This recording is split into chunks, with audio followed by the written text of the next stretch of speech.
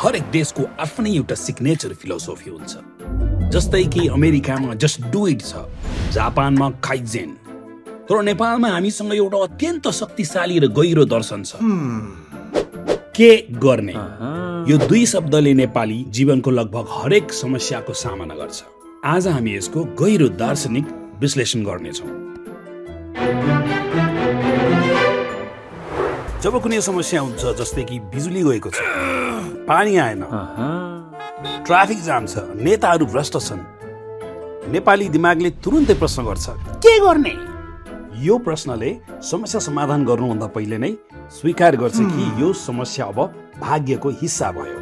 चाहे त्यो ब्रेकअपको पीडा होस् वा फ्यामिली प्रेसर, जब हामी के गर्ने भन्छौँ, हामी वास्तवमा आफ्नो मनलाई शान्त पार्ने बाटो खोज्छौँ।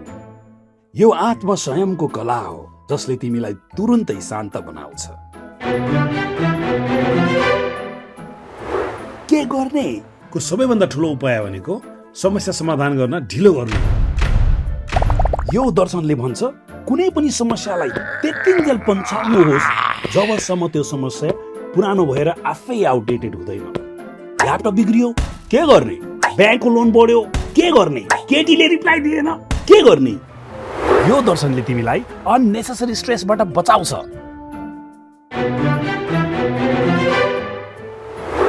के गर्ने एक्लै भन्नुभन्दा ग्रुपमा भन्नु अझै शक्तिशाली हुन्छ। जब तिमी साथीहरूसँग बस्छौ र सबैले एकसाथ के गर्ने भन्छन्, तब समस्या तुरुन्त 70% सानो लाग्न थाल्छ। यो नेपाली ग्रुप थेरापी हो, जहाँ कुनै समाधान आउँदैन तर एकबद्धता चाहिँ आउँछ है। के गर्ने ले वास्तवमा भन्छ यो समस्या मेरो नियन्त्रण बाहिर छ। म जति रिसाए पनि, जति रोए पनि, जति ओभरथिङ्क गरे पनि केही फरक पर्नेवाला छैन। त्यसैले शान्त भएर बस।